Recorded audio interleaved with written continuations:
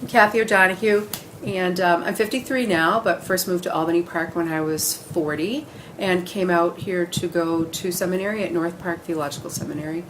Well, we moved here to Albany Park in 1999. I came out here with my 4 kids, 2 of my birth kids and 2 who were adopted at the time, so we had kind of an interesting family. And when we moved here, we received mail from the seminary that advised families strongly not to live south of Foster because it meant that they would need to go to the Hibbard Elementary School, and that apparently was a liability in their mind. And I think I'm just a rebel because I asked them if they would help us live south of Foster. And that was really an important, small decision, I think, in our lives. So we lived over on Spalding, which meant my 3 youngest kids went to Hibbard when they were in, I think, 1st grade and 2nd grade, were the years they started there. And that was in 1999. And my oldest was at Von Steuben, which was right behind us. He just walked across the river to go to high school. And we were delighted and really challenged at the same time moving into such an ethnically diverse and socioeconomically diverse neighborhood. It was really challenging for my kids because they had never been in a school where they were not in the majority.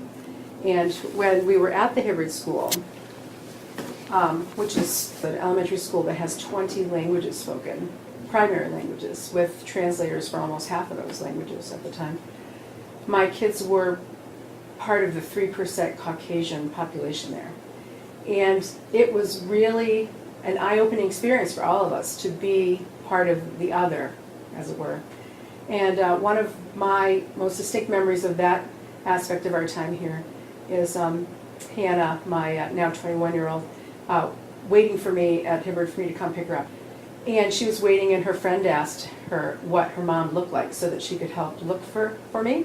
And Hannah, who's got very fair skin and red hair, and her friend Manuela did not have either of those, said, oh, I don't know, she just looks like everybody else.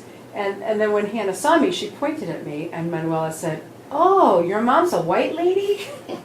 Which was probably obvious, but not to Manuela. And I thought that was really moving, that both that we were so unusual and that kids don't see those same things as unusual as we do.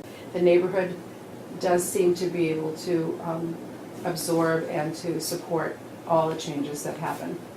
Even the groups that are here now are so different than 13 years ago. The cultural or ethnic groups that are sort of all congregating here are a different, a selection of people than were 13 years ago.